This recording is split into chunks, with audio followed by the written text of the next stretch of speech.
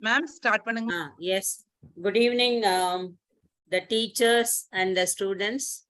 And we are here for the Bodhana program. That is the 14th program, which we are successfully conducting. And I feel many of the students are being benefited with that. So we have two teachers from outside. I don't want to call them as examiner because the students should not have the fear of the examiner.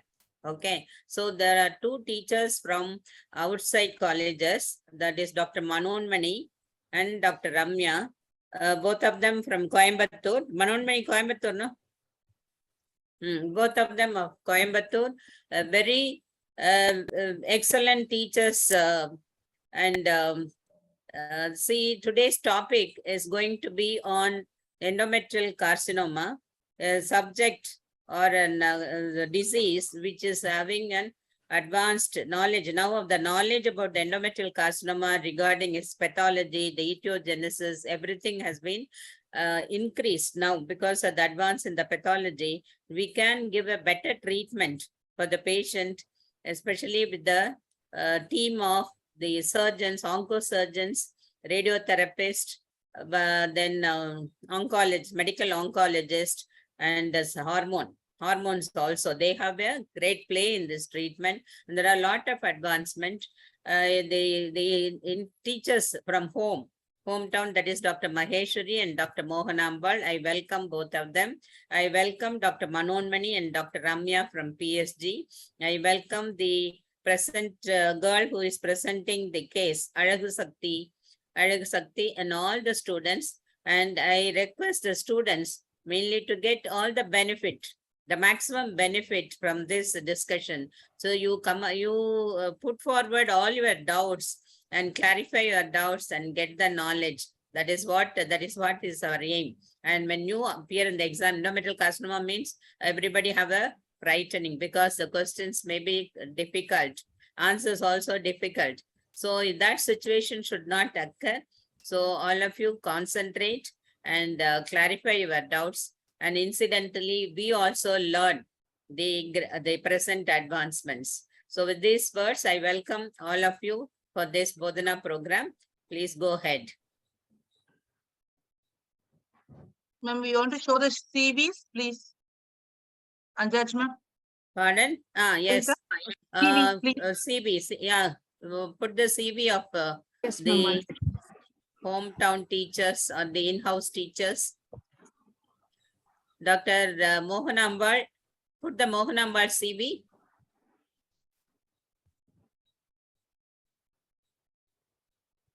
Priya? 1 second, ma'am. I'm flashing this.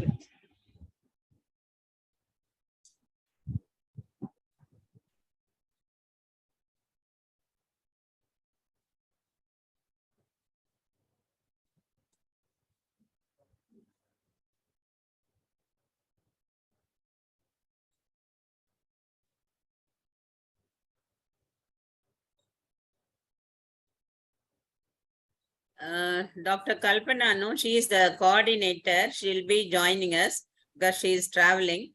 And she is the secretary of MOX and founder secretary of MCOD, course director for postdoctoral fellowship in endogynecology, member of institutional ethics and principal investigator in clinical trials.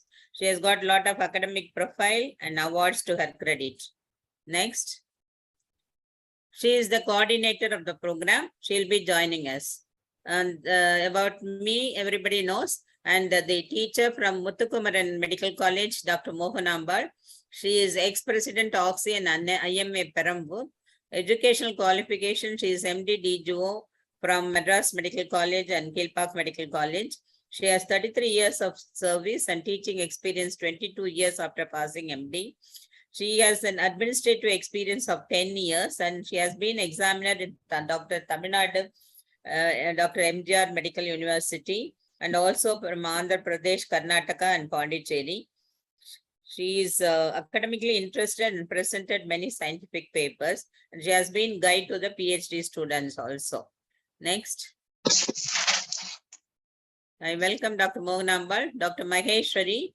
We all work together, Mohanambal, Maheshwari, myself, we all work together in the Institute of Obstetrics and Gynecology, and we are great friends. And Maheshwari is graduated from Madras Medical College, from DGO, from MD from Stanley Medical College.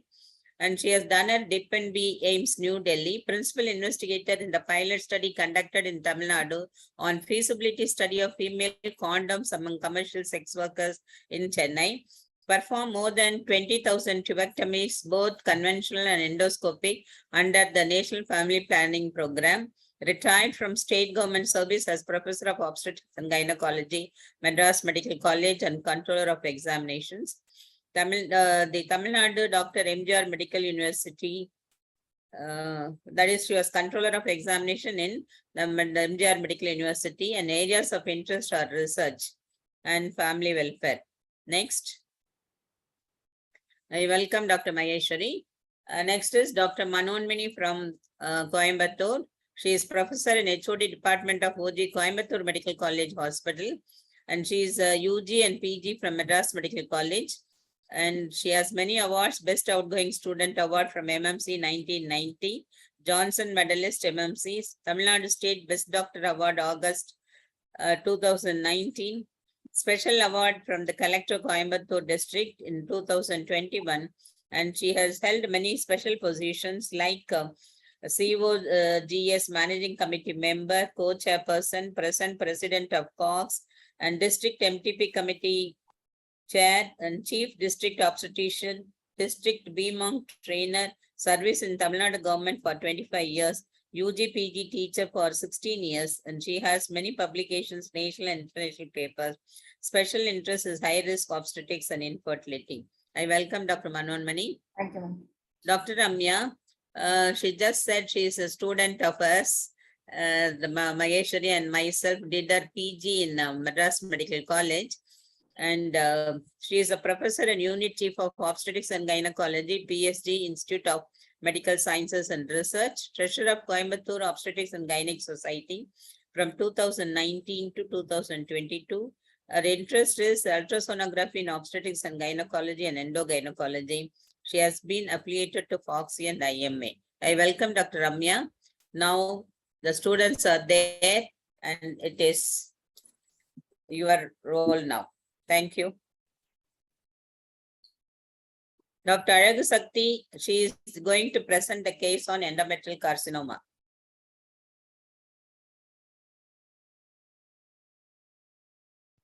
Alagu Sakti, you can start, ma'am. Yes, ma'am. Yes. Okay.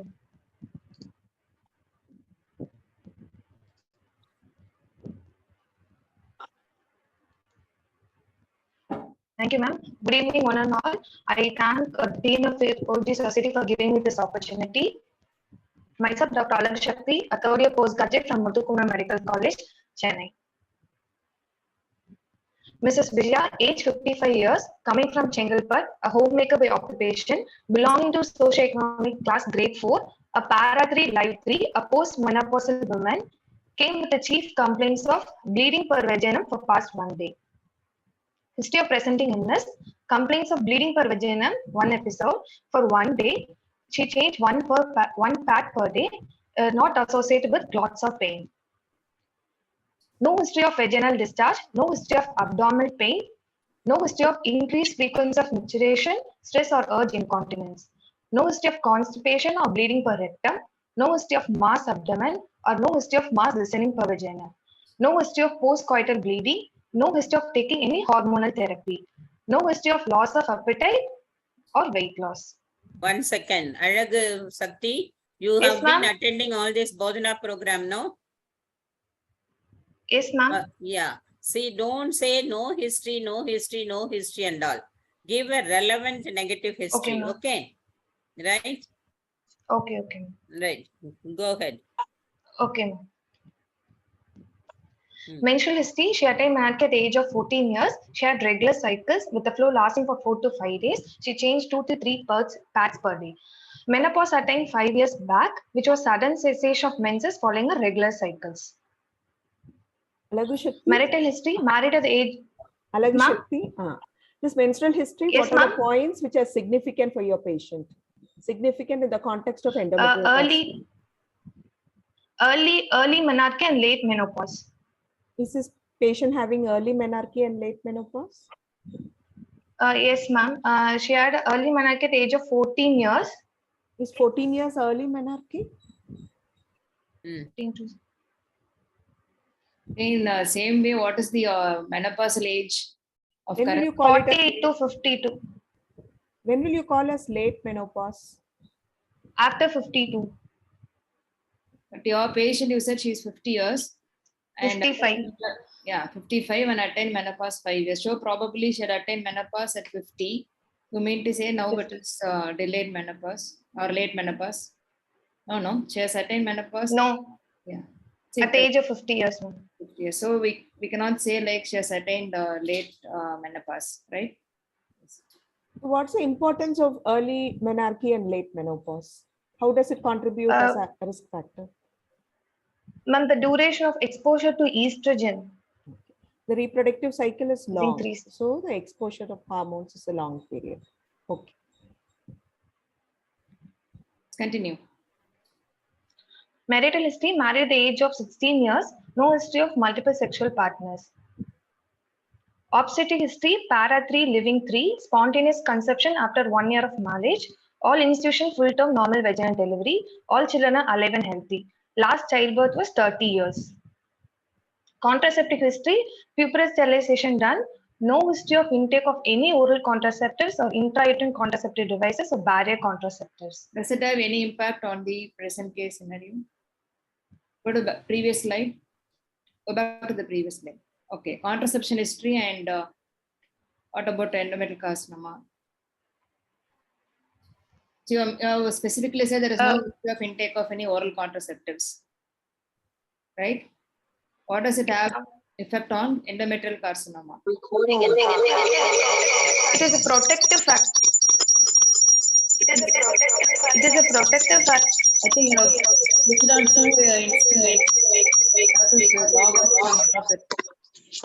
Thing echoing. no?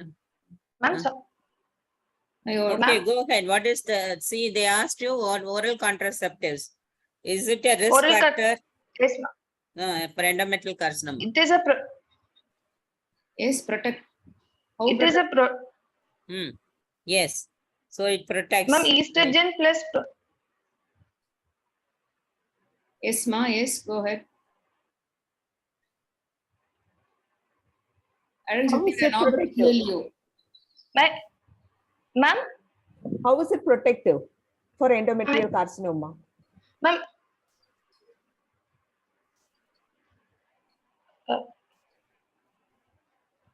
How ma'am, is we give estrogen plus Okay. Yes. Sollu. Don't hesitate, ma. Answer. So how long is she has to take it? She has to take it continuously, or even any certain duration. It has got a protective effect.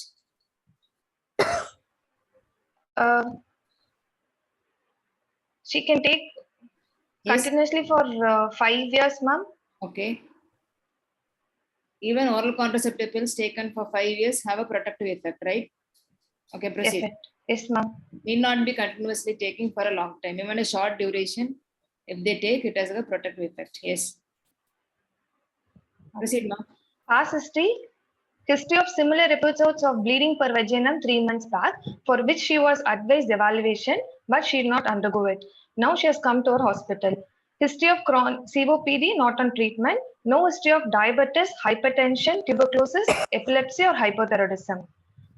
Surgical history of laparoscopic appendectomy done 9 years back.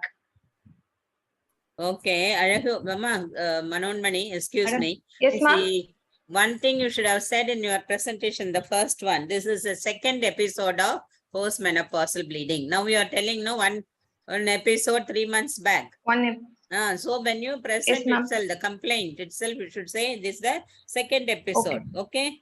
Actually, we started saying she Okay, had ma'am. first episode of bleeding. Yeah. She has put it as first episode only. But now the past history are again saying like she had a similar episode of bleeding for 3 months back. So we'll go back to the first slide. Actually, I've started saying it is the first episode for 1 day. Right? So first slide. Yeah.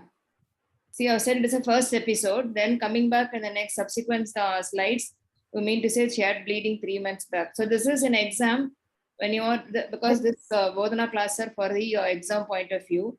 You are finishing your case sheet, then only you are presenting, right?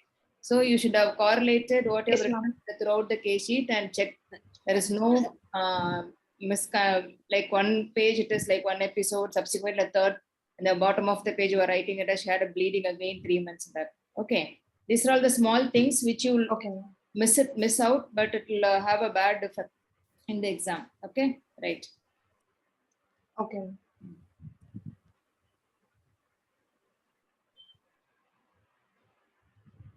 Yes. Family history, no history of diabetes, hypertension, breast, ovarian, colon, and endometrial cancer in the family. Personal history, mixed diet, normal bowel and bladder habits, no history of any substance abuse. Okay. Is she a diabetic? No, ma'am. Okay, So so you mentioned that in the medical history. Did you mention that?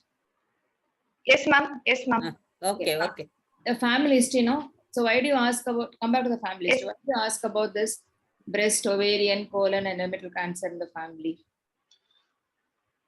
There is an entity called hereditary cancer, which is Lynch 2 syndrome. Okay. Right, is it important? Yes, ma'am. Okay. So we'll discuss it later on. Okay, come back to the examination. General examination, height was 147 with a weight of 90 kg and her BMI was 45. She is obese and well-nourished. Vitals, temperature normal with a pulse rate of 80 per minute and her blood pressure was normal. No pallor, pedal cyanosis, icterus, clubbing or significant lymphadenopathy. Thyroid and breast examination was found to be normal. Systemic examination normal. Abdomen examination, obese abdomen with umbilicus in midline, inverted, all quadrants move equally with the respiration. Sterilization scar was present and laparoscopy scar was present. Umbilicus is in the midline, no dilated veins and hernial orifices were free. Palpation, abdomen was soft, no organomegaly. Auscultation, normal bowel sounds heard. Gynecological examination, external genitalia was normal. Per speculum examination showed vagina appeared to be pink with vaginal rugosity with no ulcer or growth. Cervix appears healthy, no ulcer or gross growth or discharge or bleeding through os. Bimanual examination, cervix in mid position drawn up. Uterus was found to be bulky, retroverted, mobile with fornices free. Per rectum showed rectal mucosa was free, no nodules or indurations were present. Summary.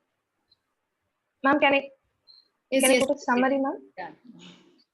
Yes. This is Vijaya, 55 years, coming from Chengalpattu, belonging to socioeconomic class grade 4, para 3, living 3, with second episode of postmenopausal bleeding, an obese woman with a BMI 45, a known case of COPD with normal external genitalia and per speculum findings. A bimanual examination showed cervix in mid position drawn up, uterus was found to be bulky, retroverted with mobile and fornices free. For further evaluation. Okay. Diagnosis. A 55-year-old, para 3, living 3, a case of postmenopausal bleeding for evaluation. So what are the risk factors this patient is having for endometrial cancer? Ma'am, this patient, she is obese. Okay. She is multiparous. What is the Ma'am, peak incidence of obesity. obesity? Anything else? Any other risk factors in the history so far? Examination?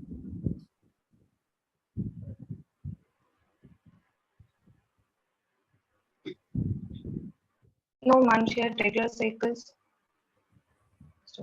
What's the peak incidence of age for endometrial cancer? Postmenopausal women, premenopausal and the postmenopausal women. Peak incidence at what age it happens?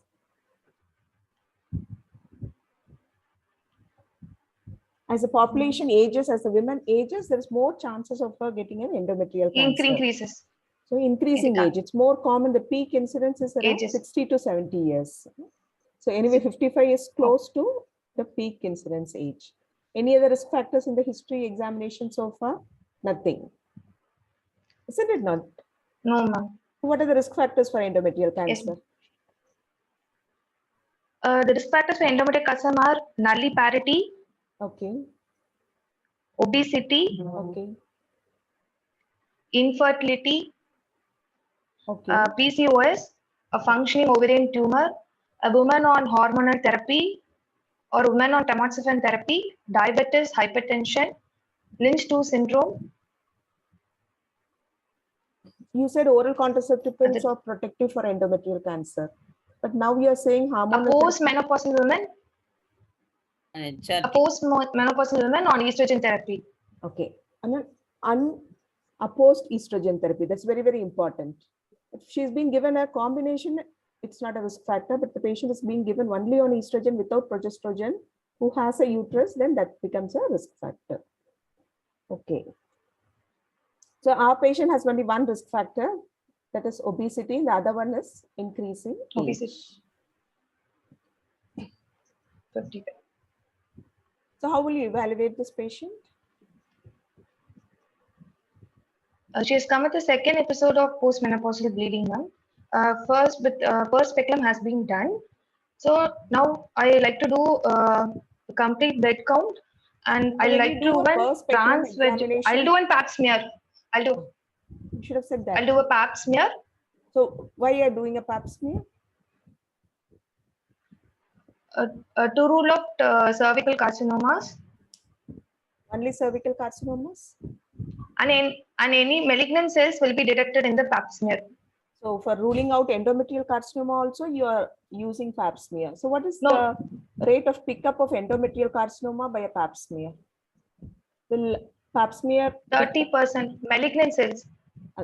what is the incidence of picking up on 30%. endometrial? So it's less than 50%. We cannot rely fully on a pap smear, but anyway, we will do a pap smear for this patient as the first one when you do a per speculum examination. After that, I like to do an ultrasound, transvaginal ultrasound. okay. And if you see for endometrial, I look for an endometrial thickness or the regularity of the endometrium or any polypoidal mass is there or any fluid is there. Then if the endometrium is going to be more than 4, I like to do an endometrial sampling.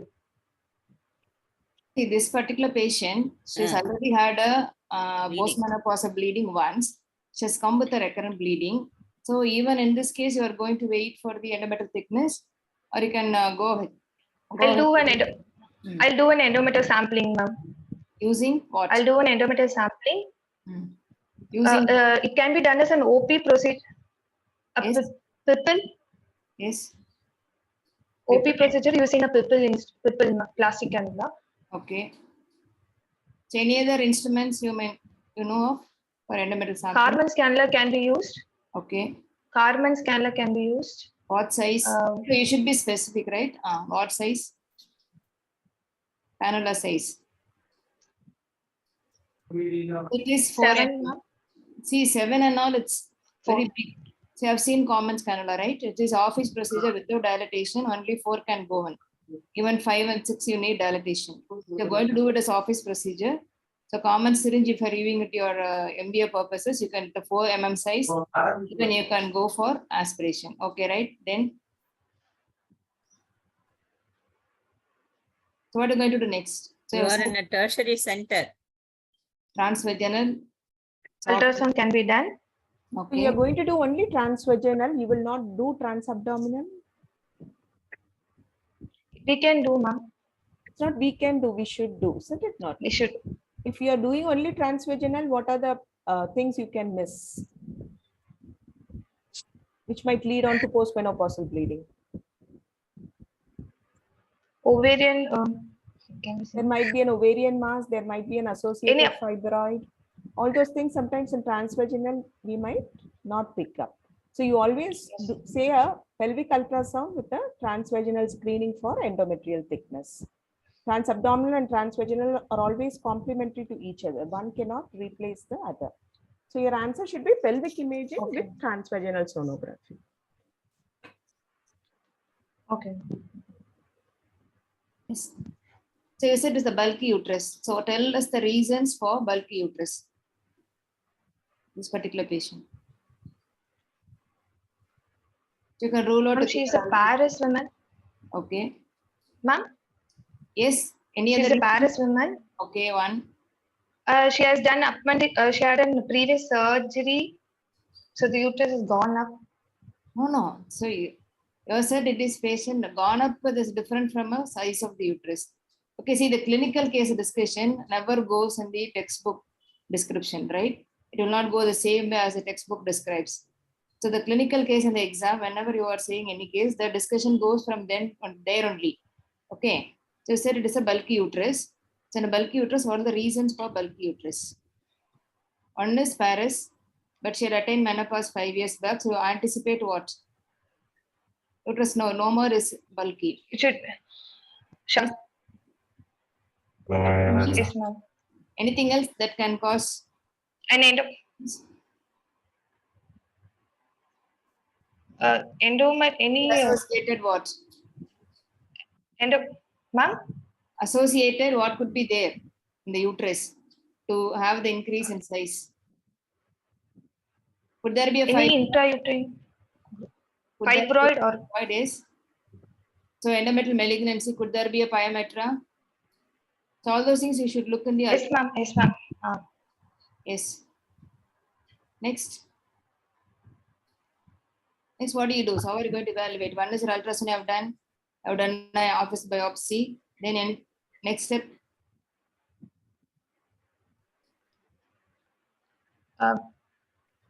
Then if the biopsy Suppose you have the facility. Madam said you are in a tertiary care where you are well equipped. Can we do anything else? I like to MRI. Want to go for MRI. Okay. Before that, okay, MRI. Hysteroscopic guided. Okay. Hysteroscopy, ma'am. What is sensitivity? Hysteroscopic guided biopsy. Hysteroscopic guided biopsy is 100%.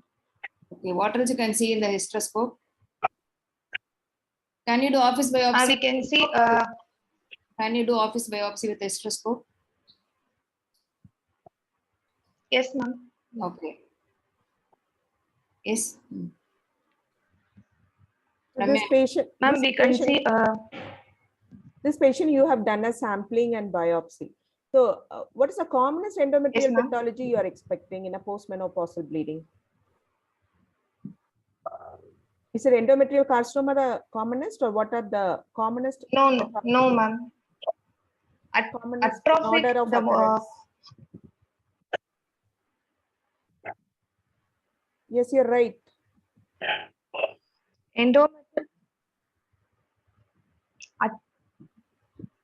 Atrophic endometrium. Okay. Atrophic endometrium. Like this. Endometrial polyp. Yes, correct. Endometrial polyp. Yes. Then it can be an endometrial hyperplasia. Okay. And it lasts less than 10% only, it can be endometrial carcinoma. Roughly 7 to 9% only will be an endometrial carcinoma. So commonest is atrophy or polyp, or it might even come as a secretory endometrium or a proliferative endometrium. Even a hyperplastic endometrium in a postmenopausal woman, the incidence is going to be very, very less. Okay. Now let's think that it comes as an, what type of, let's think this is a patient of endometrial carcinoma. What are the different histological varieties you know? Endometrial carcinoma can be endometrioid, mucinous. So it's basically serous, endometrioid or non-endometrioid. What is the difference between these non-endometrioid? Endometrioid, it will be looking like the endometrial glands with columnar cells. What do you think? Endometrioid, this our Vijaya will have what? Endometrioid or non-endometrioid? What are you expecting for her? You will have a clinical suspicion even before the biopsy comes. So in other words, what are the types of endometrial? Endometrioid.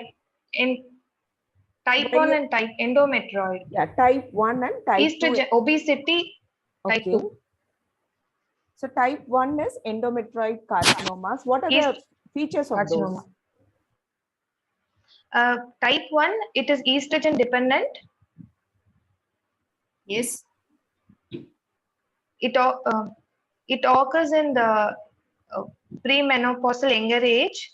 It occurs in the background of endometrial hyperplasia. And how And is it the is and it has good prognosis. Good prognosis. Okay. why it has a good prognosis?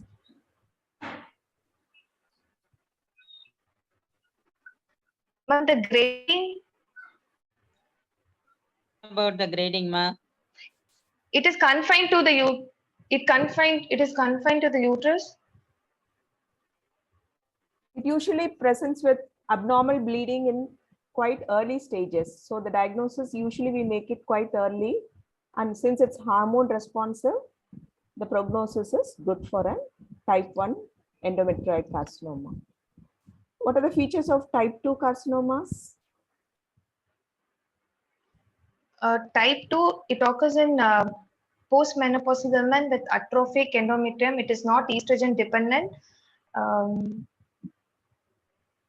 And it arises on the background of endometrial intraepithelial neoplasia, and it has poor prognosis. Age group? Postmenopausal. Very elderly, 60 plus, Elder. 70 plus. Elderly. Kind of. And what is the stage at the time of diagnosis of type 2 cancers? Later stages. Yeah, they're usually diagnosed at stage 3 or 4 with extrauterine metastasis. So the treatment prognosis is going to be poor. So our Vijaya, you are thinking her, mostly she will have an endometrioid carcinoma because she's only 5 years postmenopausal and she's obese with a lot of peripheral estrogen. So if the report comes like that, what will be your next step?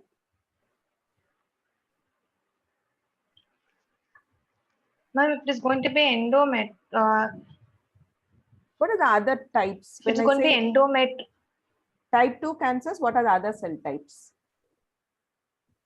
Other cell types are clear cell carcinomas, serous cell carcinomas, squamous cell carcinomas. The commonest is serous cell and clear cell Clear cell. carcinomas. Clear cell. So what about grading? Now you said about the histology. How will you grade? Grading, there are 3 types. Grade 1, 2, and 3. They say the grading according to the percentage of solid areas, architecture, depending on the architectural and cytological atypias. So grade 1 is less than 5% of solid areas. Grade 2 is 6 to 50%, and grade 3 is more than 50%. Why should we know this grading? What is the purpose of grading? We can classify as high risk and low risk and high risk depending on the grade. And grade 2 and grade 3, it is poor prognostic factor. Okay. It is going to be grade 1 and So we need to know because we have to plan our post-surgical treatment and follow depending upon the grading. Okay. Right. Okay. Yes. okay, ma'am. Is there any other classification apart from a morphological and histological classification? The upcoming classification in endometrial carcinoma?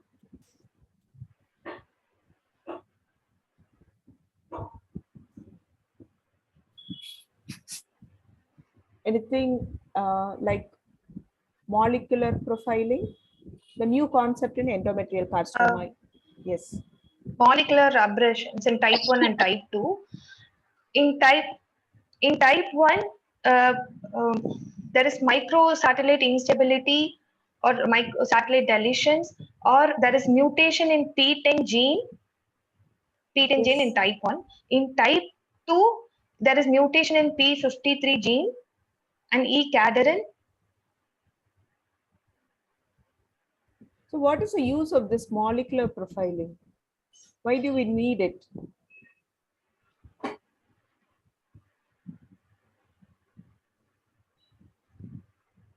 How do they help us in tailoring the treatment for the patient? Again, this also has prognostic value. Where if it is going to be P10 and type 1, it has better prognosis compared to type 2. When there is mutation in P53. To prognosticate the tumors even before we start the treatment. So we can decide on who has to get an adjuvant therapy, what is the rate of recurrence, how frequent we should do the follow-up. So molecular profiling is also coming in a big way now in endometrial cancers. So this patient, how will you prepare pre-operatively? What's the treatment? What are you planning for her? Are there any slides, ma, beyond this? Do you have any slides? Only investigations. That's all, ma'am. Okay. Right. So in exam, now when you are writing, you should write after the investigation. You are going to give differential diagnosis. Okay. After these, if it is going to go a case sheet, 2 things you have written so Okay, far. ma'am. You have to have written reasons for postmenopausal differential diagnosis, and put your next slide. Investigations and tentative treatment plan. Okay. Yes. Okay, ma'am. Yes. Okay. So how are you going to proceed? Ma'am, this patient, if it is going to be endometrial tumor, before proceeding, I would like to do an MRI. MRI, why? I want to look for the myometrial invasion Okay. for staging for a myometrial invasion and any node involvement. Okay.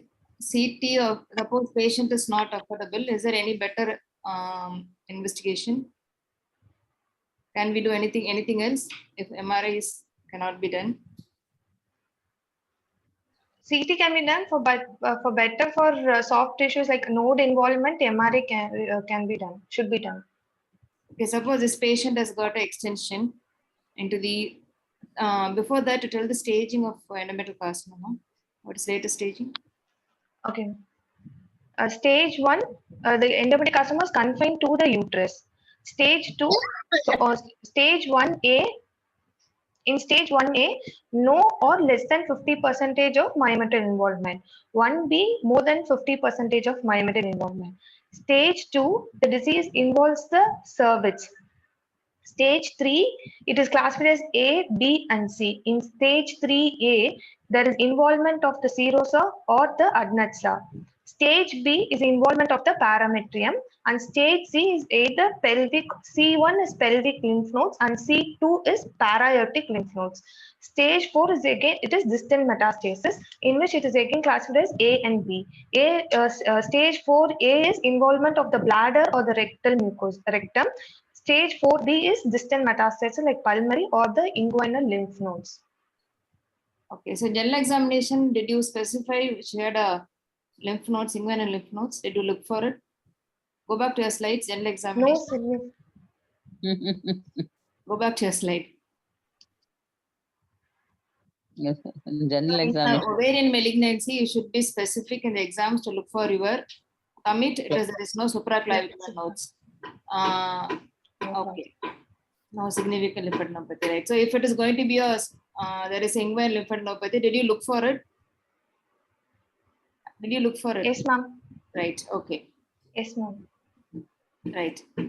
Okay. This particular patient, CT with what is the better performance with the CT? MRI, where does it perform better? So in the case of endometrial carcinoma. For nodal involvement and myometrial invasion, MRI is better. Okay. For stage 3 and 4, Yes. What is the we role can of use CT. endometrial carcinoma? CT is what does CT pick up better than MRI? So that you order for MRI. So you suppose give CT and MRI. Which one you prefer in which stage? Ma'am, for 1 and 2, for usually we do MRI. For 3 and 4, we can do CT. You Why? already know the stage, then why you want to do MRI or CT? For staging of You the already disease for stage 1 surgical. and 2, then why you ask MRI? 3 and 4, why you ask CT? You already know the stage. Staging is by what? Endometrial carcinoma. Is by surgical staging. Surgical staging. Okay. So your CT picks up your ascitic and the intestinal involvement. So if the CT picks up those lesions, whereas MRI picks up your myometrial invasion, or the even nodes will be picked up by the CT. What is the cutoff for the nodal enlargement for the CT to pick up?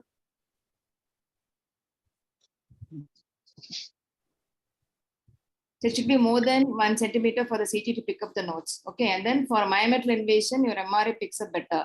Whereas your intestinal involvement, ascites, CT picks up better rather than MRI. So you should be, if there is ascites, if there is, if you think that it has gone up to the abdomen, in those cases, you order for CT. Just like that, you don't write CT, MRI routinely for all the cases. Okay, you should specifically know why you are writing any investigations.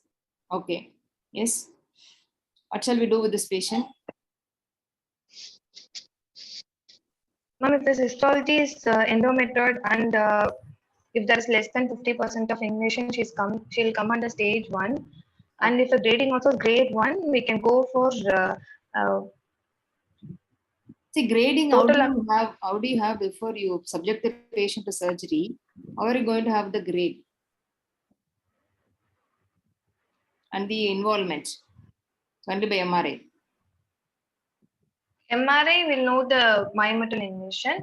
Okay. And in the ma'am, we do endometrial sampling. Okay. Yes. In the Okay, suppose she is stage 1. What do you want to do?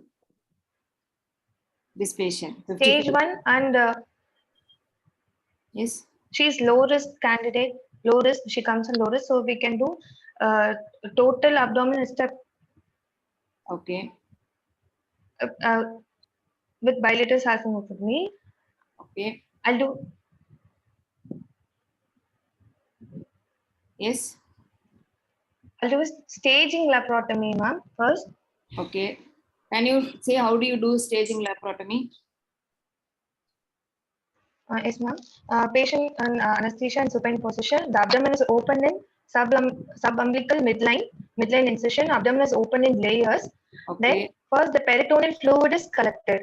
Okay. Suppose if there is no peritoneal fluid, what do you do? We can put 50 ml of saline and then we can take the peritoneal washing. How much? 50 ml. 50. Ma'am, 50 ml. Plain saline is sufficient, or you do add anything else? Formalin 1 drop. So you should be heparinized saline. Okay. Heparinized. What is the purpose of this saline infusion or saline washing, or if you there ascitic fluid, why do you want to take it? I wanted to do peritoneal cytology for Okay. malignant cells. So I want to take peritoneal fluid. Cytology is positive. What does it indicate? Peritoneal cytology alone is not an independent factor. If peritoneal cytology is positive, but there is no extrauterine disease, Okay. it will not affect the prognosis. But if peritoneal cytology is positive with the extrauterine disease also positive, then it has an adverse effect on the recurrence. Okay. And it has bad prognosis. Okay. So you have done a peritoneal washing, taken then. Then I'll inspect the whole abdomen starting from the paracardic gutter, then ascending colon, hepatic flexure, liver, undersurface of the diaphragm, Okay. transverse colon, spleen, splenic flexure, and descending colon, and the kidneys, and I look for retroperitoneal lymph nodes. Okay. Then I'll proceed with Then you have to inspect the pelvic organs. total. Uterus and ovary should be inspected last. Okay. Yes. Then I'll proceed with total abdominal hysterectomy with bilateral salpingectomy. What is the difference you do in a total abdominal hysterectomy for a benign case and a suspected or a diagnosed endometrial malignancy, endometrial carcinoma? Any? Spillage. Okay. So what do you want to do? We should be careful about the spillage. Okay. How do you be careful? So what do you do normally in any hysterectomy, open hysterectomies? How do you hold the uterus? With the valsam, we should not use any valsam or Yeah, this is answer we expect, right? So if you suspect endometrial malignancy, then what you have to do is we should not put. don't put valsalem or don't put a myoma screw. Then how do you hold? Screw. And then you want to avoid spilling. By holding a long two straight arteries on the either side of the uterus. Either side of where? Either side at which point? So these are all things you should be specific, okay? So hold close to the carnivore so that the endometrial cells don't spill via the tubes. So you have a long straight artery, hold at the carnivore leg. Okay, then next, the procedure with abdominal hysterectomy. Then what? How do you apply all the clamps in the case of endometrial malignancy? There are a few points which you should remember when you're talking about endometrial carcinoma. Okay. Then how do you apply the uterine clamp in a normal case, benign case? Yes. In a benign hysterectomy, benign conditions, when you do hysterectomy, how do you apply uterine clamp, the second clamp? Normally you slide and put it, right?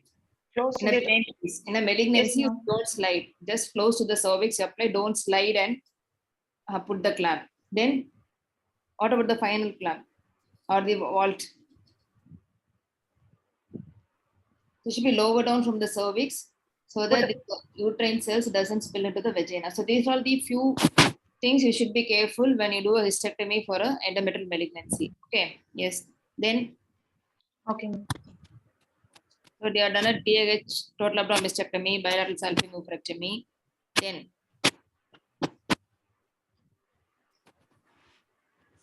Yes, we can close and come off for the surgical staging to be done.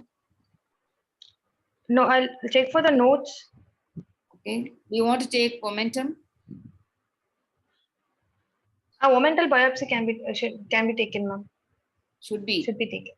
Should be taken. So infracolic omet, surgical staging always completes with infracolic ometectomy, whether it is endometrial carcinoma or ovarian malignancy, right? Okay. Then what about notes? What do you want to Ma'am, do? we'll inspect. We'll inspect for the nodal node. Okay. Parietic and pelvic lymph nodes. We can do a frozen section.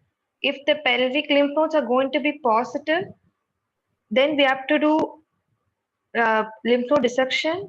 Yes. For the parietic lymph nodes up to the level of inferior mesenteric artery. Okay. Suppose the parietic node, what is the percentage of parietic node involvement? In stage 1, it is very less, ma'am. Okay. So you want to do parietic lymph node dissection or only pelvic sufficient? Pelvic lymph node dissection is enough. Okay. What is the area you want to take the lymph nodes? So which areas it should be specific from where now you want to take the lymph nodes?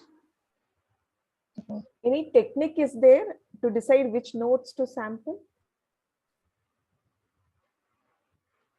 Sentinel lymph node. What is sentinel lymph node biopsy? A methylene blue or a indocyanine green is injected in the cervix. Okay. And we look for the node, first node, which is involved, and we'll take the frozen section of the node and we'll see whether there is any changes. First draining node, they will pick up and do it. First, we'll take. In the pelvic lymph node, it should be clearing a particular area. Is there any landmark for that? Endometrial malignancy? Between the operate.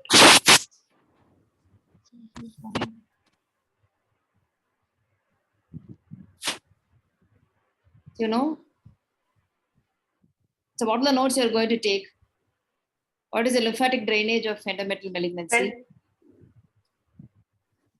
Lymphatic Lymphatic drainage. Why should we talk about parietic nodes? Ma'am, pelvic, it involves the pelvic, then it is drained to parietic lymph nodes. Okay. Anyway, it can go to the parietic straight. So there is No, a first it will involve the pelvic, then. okay. Suppose without involving pelvic, can it go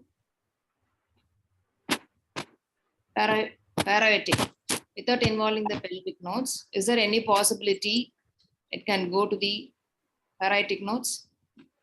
Possibility is very rare. Simply water the lymphatic drainage of the uterus, body of the uterus. From fundus, where does it go? How does it go? Lymphatic drainage. Can it go or not? Yes, ma'am. It can From go. the cornua, Carnova. from the cornu.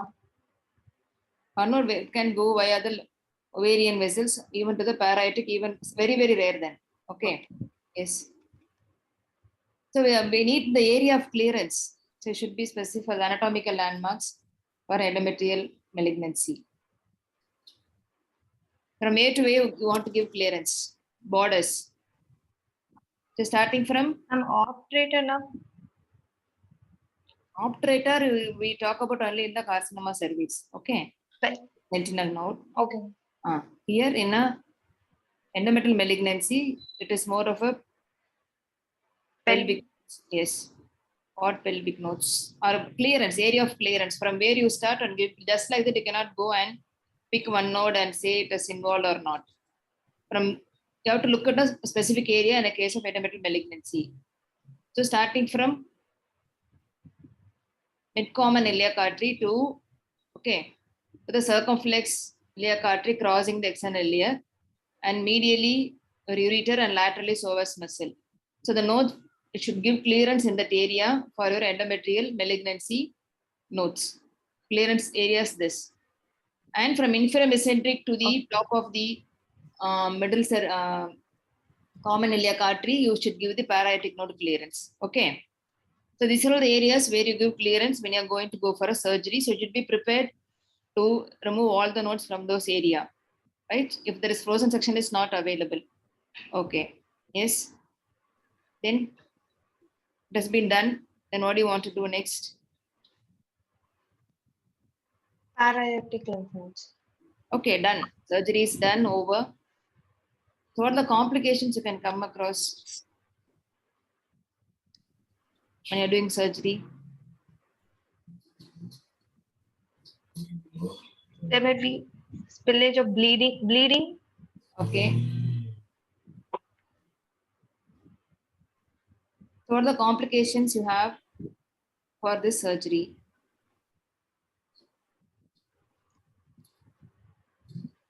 See, any surgery, no? Any surgery, you can say early complication, intraoperative, postoperative, early post-op, late post-op. Bleeding. Yes. Intra complications can be bleeding. So there can be anesthesia complication. Then comes intraoperative complications, bleeding. Then Injury to the ureter. okay. Or while dissecting the lymph nodes, we can injure the blood vessels. Okay. Yes. So there could be infection if it is not a. Is she diabetic? No, ma'am. Okay, no. So she's prone for infection post-op. Okay. Right. So what is a post-op follow-up or what is a post-op treatment we are going to give? So we've been talking of grade 3 and all grading. If it is going to be grade 1, stage 1, then we follow up the patient. If it is going to be only stage 1 and low grade, we'll follow up the patient once in 3 to 6 months for 2 years, then once in 6 months for next 5 years. If it is going to be higher grade, then we'll plan for surgery with radiation, additional therapies like radiation therapy. What radiation? Post-operative radiation. That's what. Post-op. She's stage 1. Stage Post-operative. 1. No, listen. She's stage 1. Stage 1A, grade 3. Stage 1A, grade 3. Grade 3. Yes. So what do you want to do? Stage 1 is grade 3. More than So you said radiotherapy, right? What is the radiotherapy treatment available for endometrial carcinoma? it can be vaginal brachytherapy, It is external pelvic radiation, call it as wall radiation. Okay. vault radiation, external pelvic radiation, Okay. extended beam radiation, or whole abdomen radiation. Whole abdomen. Okay. Okay. Then is there any role, any other treatment modalities available apart from the radiation and the surgery? Chemotherapy can be given. Okay. Or drugs?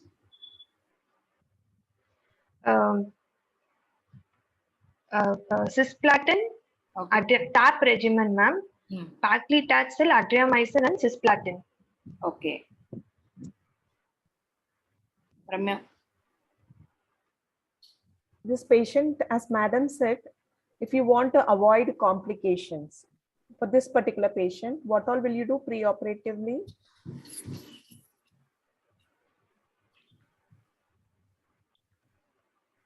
Bowel preparation. Okay. She's obese. She's having malignancy. She's undergoing a prolonged surgery. Post-operatively, we should mobilize try to mobilize the patient early, which is obese, and we can give a heparin post-operatively. She's going for deep pain. We should start it pre-operatively. 12 hours previous to surgery, we can start. So thromboprophylaxis is very, very important for this patient, and early ambulation, physiotherapy, all those things can be done. Any other complication? Obesity? Wound healing.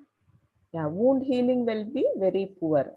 Patient should be counseled regarding that, and proper antibiotic coverage should be given to prevent wound infection.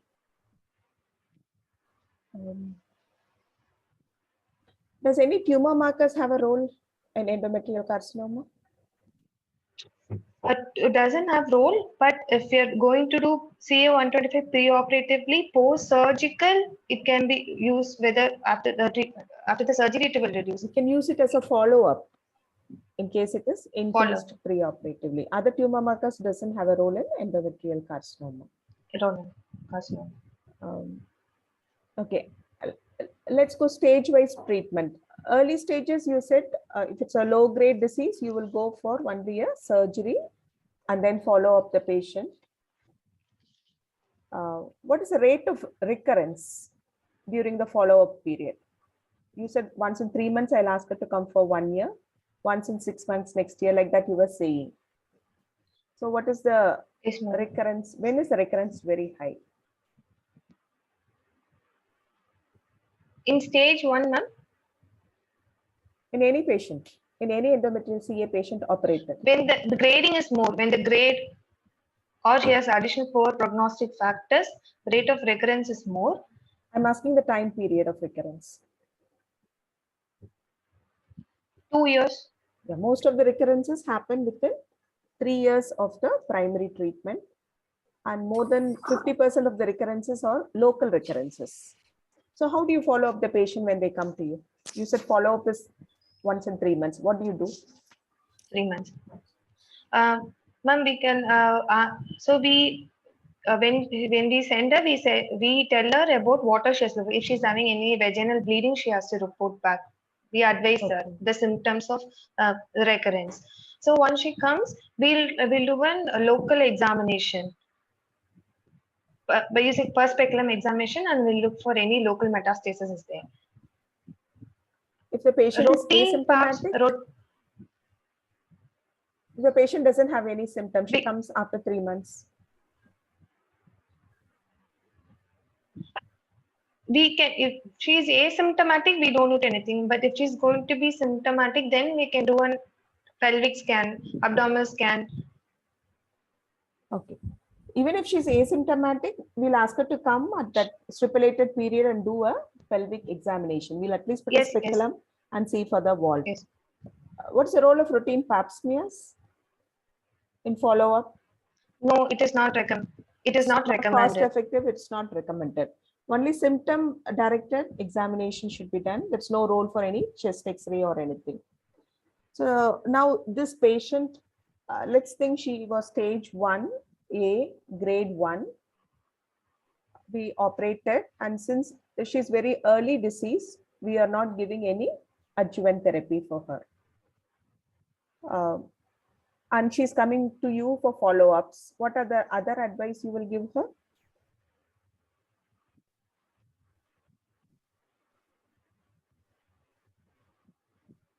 I'm going to a bit of epidemiology of endometrial carcinoma. So now this patient is going to come to follow up to you regularly, and whatever you say, she is going to say okay and follow it up because you have cured her for cancer. So what are the other advices you will give her?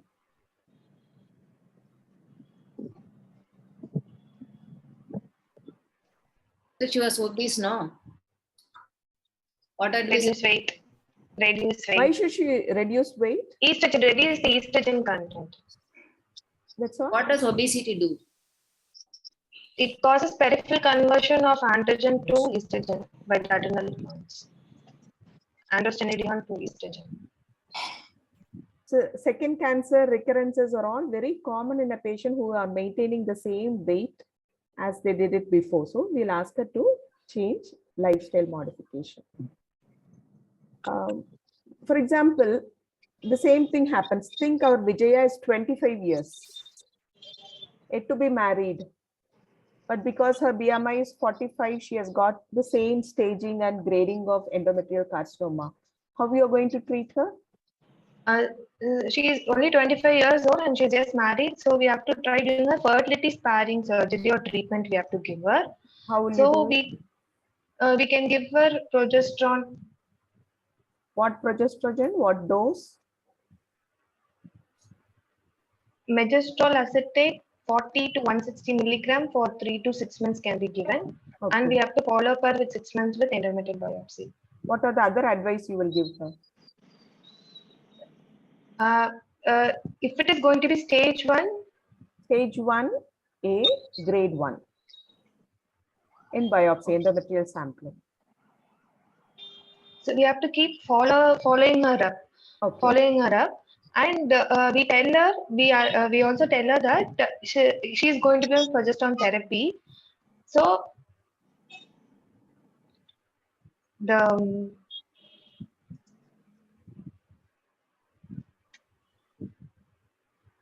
She's continuously on progesterone. She is not going to conceive, isn't it not? You're preserving the uterus for conception. for 6 months. Then, 6 months we give her the treatment, okay. Then what will you and we do? do an endometrial biopsy. Okay, We'll do an endometrial biopsy after 6 months. okay. See, and we'll see whether it is it is regressed. Okay. If it's regressed, Then we can advise her for pregnancy planning. yeah, we can send her for a fertility specialist, plan pregnancy, complete family, and follow by a definitive surgery. If after Then- 6 months it's persistent, Surgery. then we will go for a definitive surgery. Surgical. Another situation, if for example, for a prolapse patient, you're doing a hysterectomy, vaginal hysterectomy. And post-hysterectomy, when you send the specimen, it comes as an endometrial carcinoma. How you're going to manage this patient? We can go with radiation therapy, post-operative radiation. Depending upon which you are going to decide. Everybody radiation after this? Depending on the grading, involvement, type of histology, grading, Then, the depth of invasion. சில்லறை வச்சிருக்கீங்களா 100 ரூபாய்க்கு anything else? and lymph node involvement. Yes, you will do an imaging. Imaging and You will do an 60 imaging. அதுக்கு தான் Here, நான் CT கேட்டேன் will have a முதல்லயே better role because uterus is removed. You only want to know any metastasis is there in the intra-abdomen. என்னப்பா நீ என்ன So you சொல்ற will do a CT abdomen to rule out any metastasis, and if it's a low-grade disease, 60 rupees தான் வருது just follow her up. In case it's a high என்ன பேசுறாங்க histology serous of clear cell or கேட்டப்ப நீங்க great சொல்லணும் இருப்பா நான் கேட்டப்ப நீ சொல்லணும்ல நான் இப்ப பாருங்க 5 lakhs காலையில வந்தேன் மத்தியானம் பண்ணேன் தினந்தோறும் போயிட்டு இருக்கு. நியாயமா தான் பேசுறேன் ராஜிதா, அஞ்சலாட்சி மேடம் மியூட் பண்ண. in case this patient ma'am. has no, for example, it's a low-grade disease, then no additional surgery is needed. But in case it's a serous clear cell carcinoma or a grade 3 or myometrial invasion is present, it's a high risk category. high risk grade. What is the problem is the ovary, we must have left it in a vaginal hysterectomy. So Left she might vaginectomy. need a revision surgery to complete the surgery and then follow up. So this might be some situations that might happen.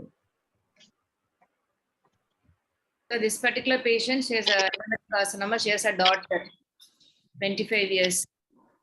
Okay, she is afraid. What counseling are going to give? She has a daughter. Because she has been operated for carcinoma. கொடுத்துட்டீங்களா வந்த What is the counseling you are going to give? They are coming and asking, what is the risk of my daughter having endometrial carcinoma and what shall I do? Again, she is also on this side. Ma'am, the occurrence of endometrial carcinoma which is sporadic is 10%. It can be either due to Lynch 2 syndrome or endometrial carcinoma alone happening in the family. Okay. So endometrial carcinoma happening in the first degree relative. So if she is going to be coming at a high risk for endometrial carcinoma, then we can do her screening by annual pelvic examination, transvaginal ultrasound and endometrial biopsy starting from 35 to 40 years of age. Okay. So you should counsel them, they should come for regular follow-up. Okay. Then, is there any endometrial carcinoma? Is there associated with any other familial malignancy?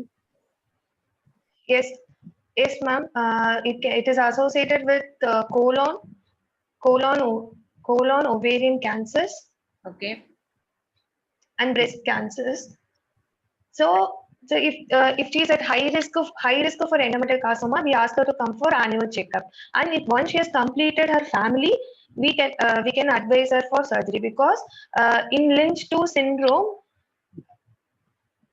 what is Lynch? The risk of developing Lynch 2 syndrome is a hereditary syndrome in which there is mutation in genes like MLH genes and PMS genes. Okay. So in which transvaginal there is epigenetic. Okay, leave it. So you are doing a transvaginal ultrasound at 40 years. Okay. So what cutoff do you want to take? The same daughter.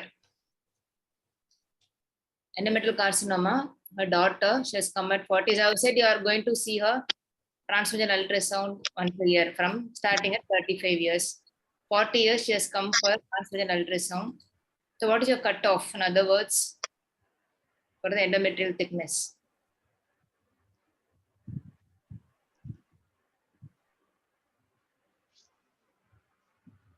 Endometrial thickness.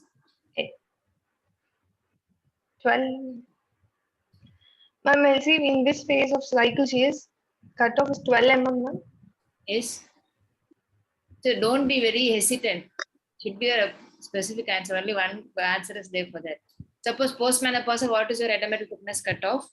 So because this 4 mm. 4 mm. Okay. What is specificity for endometrial thickness? The 4 mm. What is sensitivity and specificity?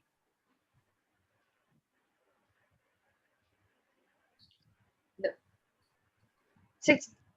60%. Is it that low? 4 mm. In that case, we cannot keep 4 mm, right? It is more than 90 to specificity and sensitivity of 85%. So that You would pick up all your, if it is going to be more than 4 mm, you are going to go for what? If it's less than 4 mm, Endometrial sampling.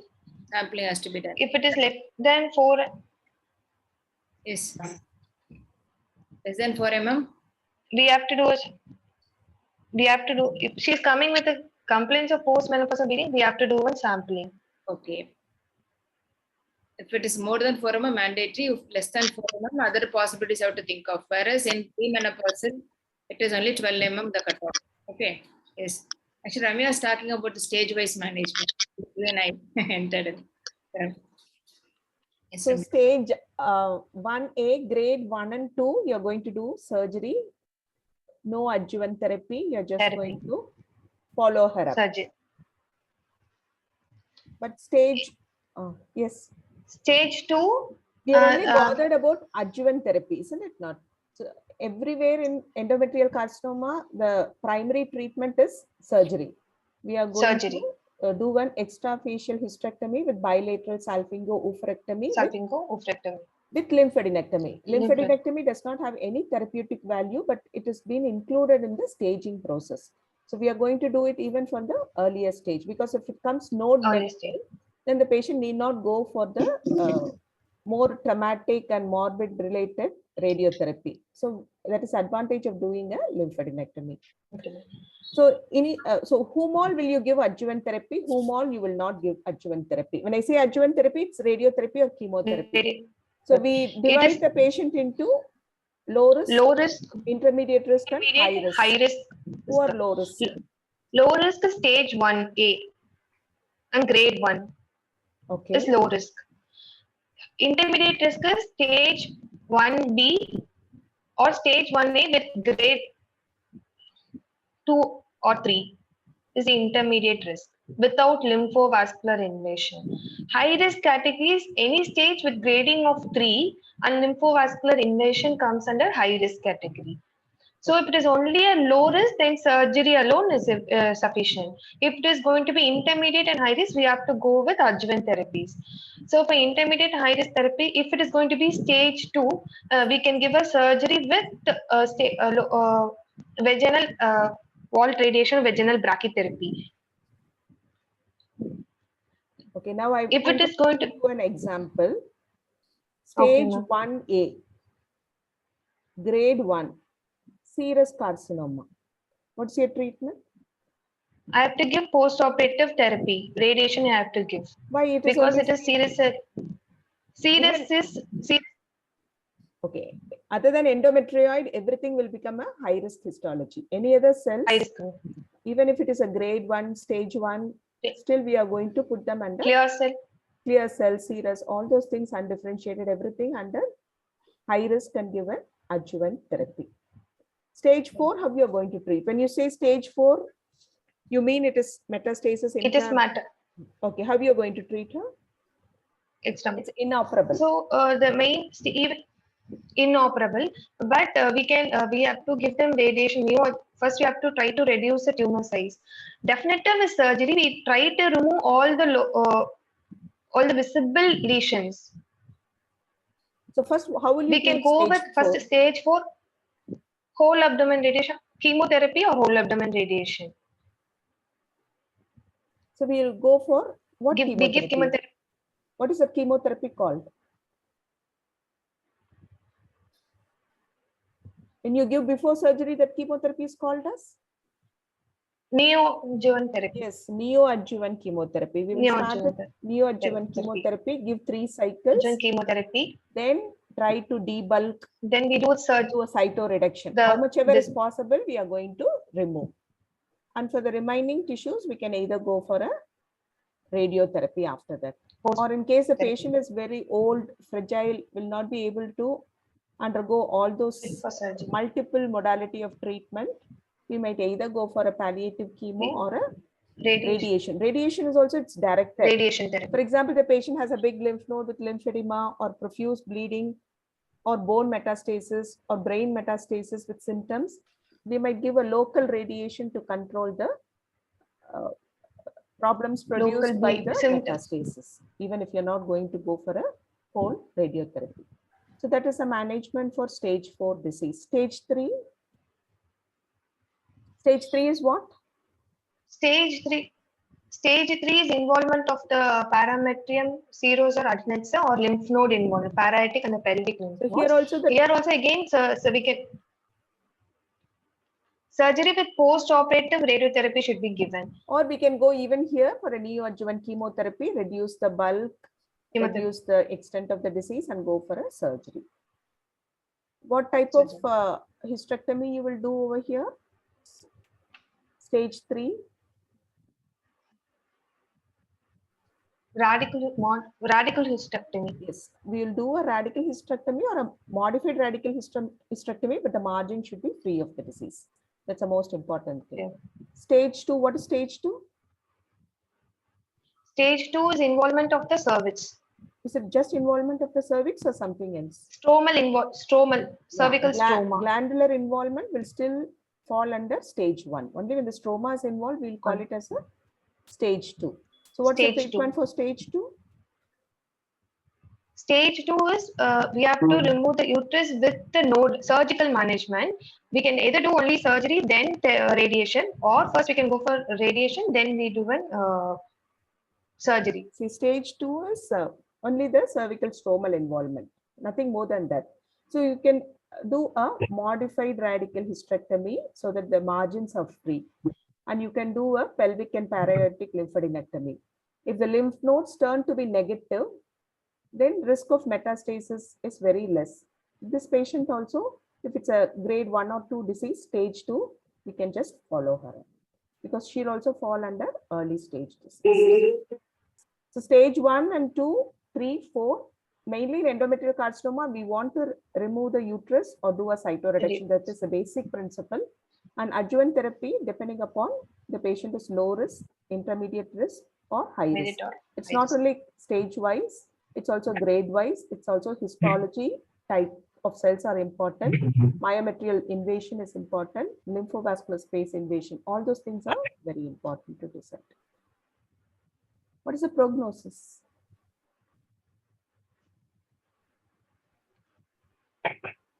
Prognosis of stage 1 is Good. 60%, ma'am. Oh, it's 80 to 90%. The 5 years 90%. survival. So stage 1 has a very, very good prognosis. The patient might live for a very long time with or without recurrences. Stage 4, what is the prognosis? 25 to 30%. Yes, roughly 25%. And for high risk histology types like serous clear cell carcinomas, which are usually diagnosed only in stage 3, stage 4, the prognosis is also worse. What's the commonest genital cancer in our country? Cervical cancer.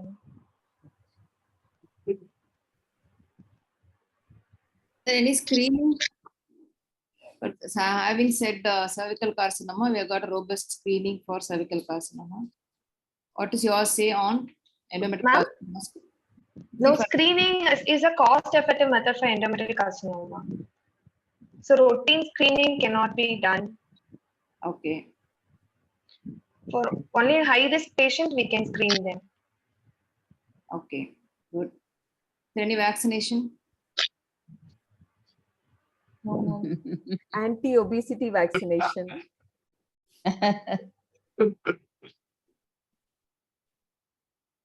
Anti-obesity vaccination. Okay, suppose the what is the latest, having talked about endometrial carcinoma, few discussion on premalignant lesion. What is the classification? Suppose, what is the premalignant condition of endometrial carcinoma? So what is the patient present as? Because these were common presentation, they are presenting with the postmenopausal age, postmenopausal bleeding. So roughly 75%, 75-80%. So what about the remaining 20%? What is the age group they are present? Older age group, ma'am. Talking, that is the older age group only 60 years, 55, 60 years. Okay. But what about the other rest 20%? So you should be prepared also. So now endometrial carcinoma never comes as only postmenopausal bleeding. How does it can present? Premenopausal abnormal uterine bleeding. Yeah. So you got a palm coin. There is one endometrial hyperplasia class, Plasia. right? Okay. And then one more is I- you got around 5% can present as less than 40 years in the reproductive age group before completing family also they can present the endometrial malignancy. Okay. So what is the classification? Suppose the patient is present as AUB. What is the pre-malignant condition? Or what is the latest WHO classification for hyperplasia? Hyperplasia and atypical with hyperplasia without atypia and atypical hyperplasia. Okay, what is EIN? Endometrial intraepithelial carcinoma. EIN. EIN. Neoplasia. CIN Mari, it is a EIN. It is a latest classification is put forth, but it's not come into. So you are following WHO classification. Previously, it was, what is the previous classification? Same WHO. Previous classification was simple hyperplasia, complex hyperplasia Okay. without atypia. Then comes Without simple atypia. hyperplasia with atypia and complex Okay. with what and is the without progression? atypia. What is the progression rate? What is the Ma'am? prognosis? What is the prognosis with In simple one, hyperplasia without it atypia? is 1%. Okay. So now we Without call it atypia as is 1%. hyperplasia Complex without atypia. So now we WHO talks about only atypia. hyperplasia, no atypia or Plasia atypical without hyperplasia. atypia. Okay. Suppose the Hyperplasia. biopsy comes as atypical hyperplasia, how do you counsel? Atypical hyper. Ma'am, She's if it is going to be atypical hyper, She wants to know. She doesn't want to undergo surgery. She wants to know what is the prognosis. Do I get pregnancy? What am I to do? yeah. So in 20% of patients, if it is going in biopsy, it is atypical hyperplasia. There is chance that 20% after surgery it can be an endometrial carcinoma. No. The question is, it is So atypical hyperplasia. The patient had come with a bleeding, AUB. Okay. I've done a Pipples, it shows atypical hyperplasia. The report has come as atypical hyperplasia. How are you going to counsel the patient? There is no malignancy. It's only atypical hyperplasia. She's 45 years. What are you going to do? 25%. Ma'am, atypical hyperplasia, she's 40 years, 45. 45. So how I'll long? advise of a surgery. She doesn't want Ma'am? surgery. She doesn't want surgery. I keep a follow up. I'll keep a follow. I'll keep her. How are you going to counsel her? You should say how much she'll proceed, how long she can have. Regression. How many percentage go to malignancy? Atypical hyperplasia. Does all the 100 atypical hyperplasia go for malignancy? Or what duration? How many percentage? 20% can regress. Okay. 60 to 80% has chance of progression to malignancy. Okay, so atypical hyperplasia can go, but 18% can go for malignancy over 5 to 10 years time. So what do you want to do? If she's willing for surgery, what will you do? If she's not willing for surgery, what do you want to do? If she's willing for surgery, I'll do a total abdominal hysterectomy with bilateral salpingophractomy. Okay. She's 45. If you want to do oophorectomy, I'll do. It is only atypical hyperplasia. It is not a malignancy. Can we retain the? But there is 20%. Yes. No. Yes or no? Only No, only binary answer. Yes or no? If no. yes, why? If no, why? No, ma'am. You don't want to do oophorectomy. No, I'll do oophorectomy. You do oophorectomy. Why do I'll take out the oophorectomy. She is 45 years. Our she's 45. She is regular. She'll come to you. She's 45, but she'll come to you regularly. If you want her to come after 6 months, she'll come. After 3 months, she'll come. Even in that case, you want to do a oophorectomy? Or what is the percentage of ovarian involvement malignancy? Can we do only hysterectomy with salpingectomy? 10%. What is the latest concept in ovarian malignancy? Ovarian malignancy, it is from the fallopian tubes. So you can, in 45 years, the patient to avoid surgical menopause, you can even do only because atypical hyperplasia, ovary is normal. You can go with the hysterectomy with salpingectomy alone. You can retain the ovaries. So in the postmenopausal, you can take off the ovaries. So you can give a benefit of ovarian function if she is less than 50. Okay, you can, yes.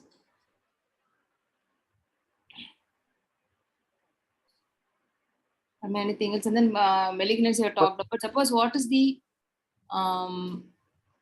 role of DNC in a case of endometrial malignancy or any peri and postmenopausal bleeding? Role of DNC. Ma'am, it can How much it can be done, but how much is the pickup? Is the pickup rate at the DNC? Is it gold standard? So you said previously hysteroscopic directed. no. Hysteroscope is not available. Gold standard hysteroscopic. Direct. Okay. So what is the pickup rate of DNC? It picks up. What is the disadvantage of doing DNC? 90. Disadvantage. We don't biopsy from all the sites of we don't take it from all the sites. We do it blindly from. So you can even miss. Okay. Suppose the Yes, sir. hysterectomy specimen, you thought it is a normal biopsy secretory phase, but to do a hysterectomy, the specimen, what is the percentage of undiagnosed endometrial malignancy in a hysterectomy specimen done for benign condition? Is there a possibility? Yes, ma'am. Yes. So as Ramya ma'am discussed, as like a vaginal hysterectomy, it could also be you are doing for some other benign condition. It can, a biopsy report can come as endometrial malignancy. So in that case, again, as previously discussed, you have to go for grading, involvement, myometrial Go back. involvement, everything you have to look into. Okay. Yes.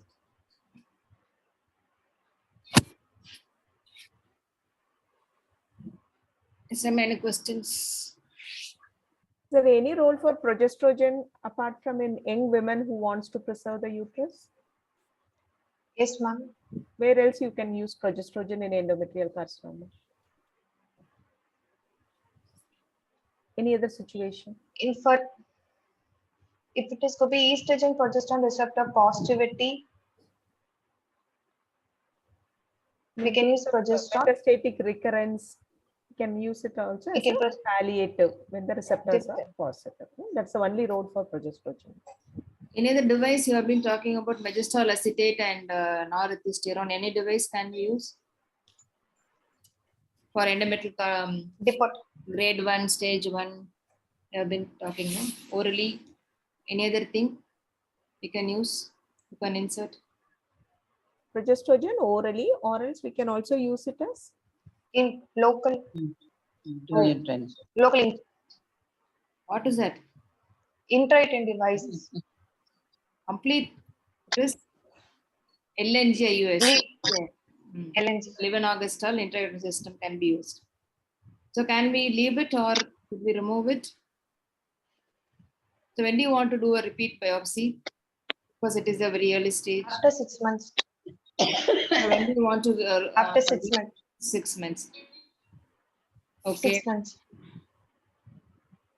Suppose it is atypical hyperplasia or given hormones, LNG-IUS or oral progestogens. When do you want to leave her off from the surveillance? Atypical hyperplasia.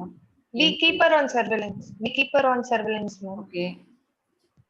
So, how do you follow up the patient? You are given LNG-IUS. When do you want her to come back? If it's going to be atypical hyperplasia.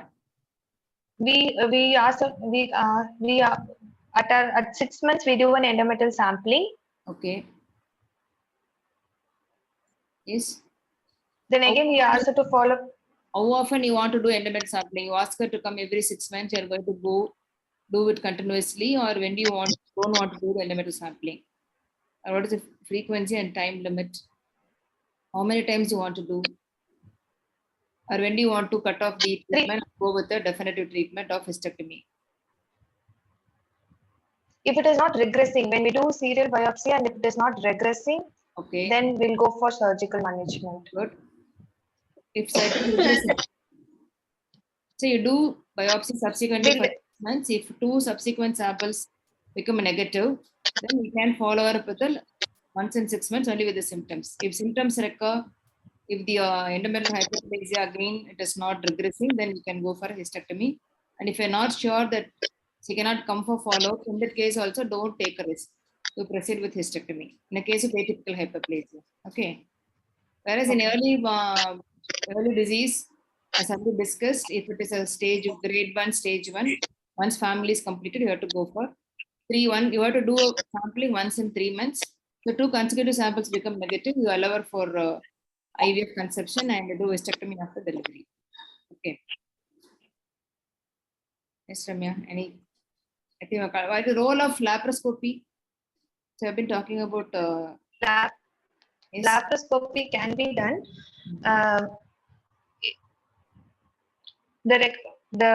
For open and laparoscopy, the recurrence is same. There is no. If it is going to be peritoneal or peritoneal involvement, then only there is a chance for both side metastasis. Otherwise, we can do laparoscopy. Equally good results provided the expertise is there, and it's good resource setting. Expertise, even the laparoscope is again it is taking upper hand. So laparoscope is similar results. It need not be only open laparotomy. Even your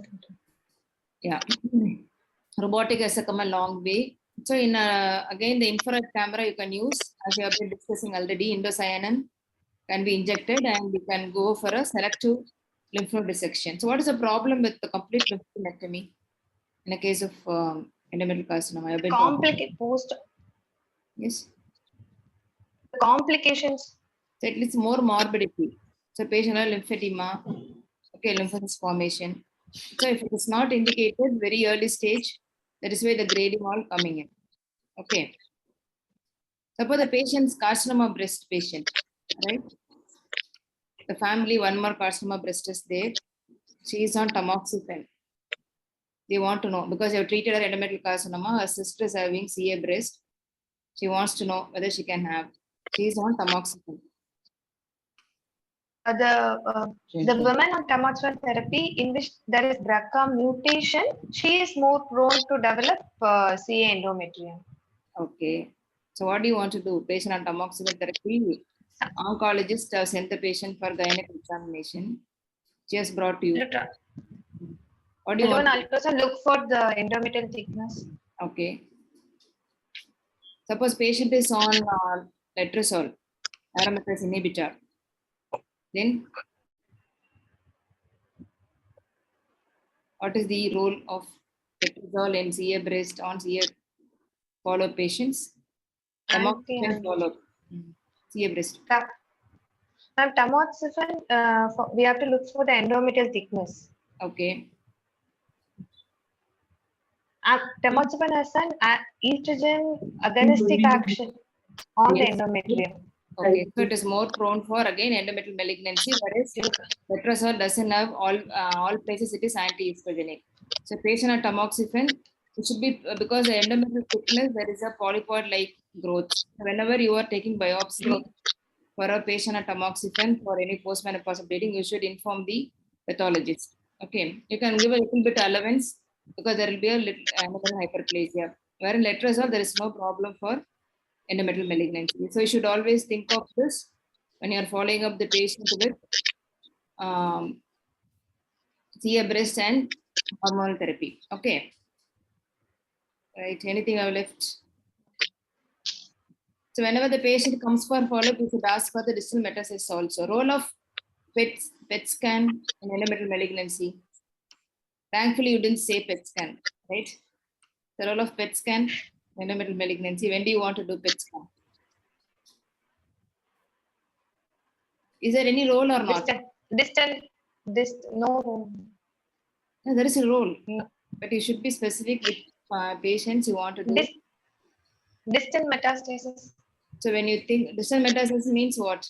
See, some things and all, no, you should not be like very beating around the bush. It should be specific. Okay. So either it is a think of a bony metastasis, skeletal metastasis, or central nervous system metastasis, you go for PET scan. Okay, because your treatment is going to vary again. Yes. So what are the studies, some few studies in relation to endometrial malignancy? Anything you know? Potic and What is that? post-operative radiotherapy in endometrial carcinoma. Yeah, that's what I've been discussing earlier. Madam was saying grade 1, local region and all those things. Okay, then asteroid. So postgraduate examination time is there, no? You should all the cases, you should be knowing at least one line of latest studies in everything. Whether it is obstetrics or gynec, all your clinical cases, you should know 1 or 2 studies, because if questions come, you should be able to answer. Okay. Yes. I mean, anything we left out? I think clinical case discussion you have covered. Anything we left? We have almost covered. Manonmani, Madam? Manonmani, very thoroughly discussed. I congratulate both Thank of you, you. madam. Thank you, Ramya and madam. Manonmani. Thank you, madam. I have also learned lot of things. Yes, Okay. madam. For clinical discussion, when we Things. go back and read, so we also come Such to a difficult topic. Such a difficult topic with a lot of advancements. So you have thoroughly discussed all the aspects. Regarding the offsprings also and siblings, everything you have discussed. How to follow up everything. Very good. I think we can have one more time this endometrial carcinoma discussion. If the students they feel no, we can have it again. Okay, madam. Or they agree with me, students, postgraduates. Yeah, and it's very difficult to grasp in the first sitting itself. But the thing is, they have to improve on their presentation some more. Yes, madam. Okay. Thank you, thank you, Manonmani, Ramya. Thanks for the opportunity, madam. Thanks for the opportunity. Thank you, Ramya. Great forum. Thank you, madam. Thank you, Thank you, Manonmani. It was a very well conducted exam. Thank you, It madam. was really very good. Your questioning was really very pertinent, and it was actually very nice, very nice. Thank you, madam. Thank you. Alagu Sakti, you also did well, Yes, but ma'am. improve your presentation. Thank you, ma'am. Okay. And there was another person who was answering, or yourself? There was Myself. any other PG? Any other PG was answering? No, ma'am, they're sitting Because- in the other room. Ma'am. They're sitting in the room, they're answering. Other room. No, other room, ma'am.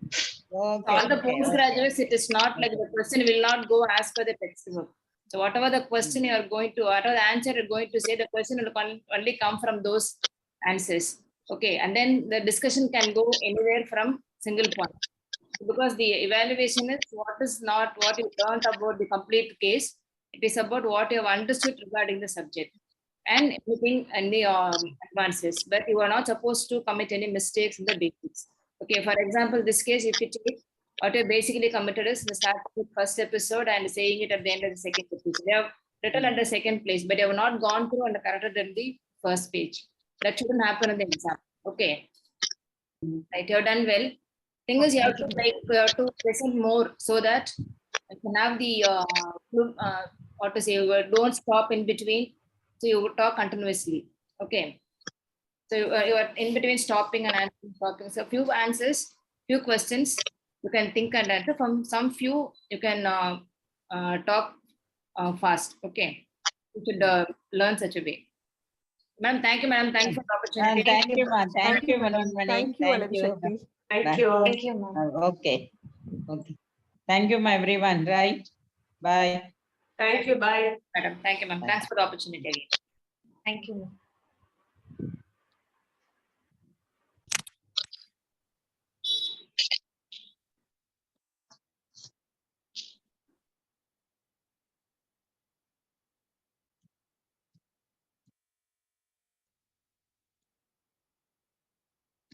Okay, off chairs now. Okay. Stop video and sit down. Close it.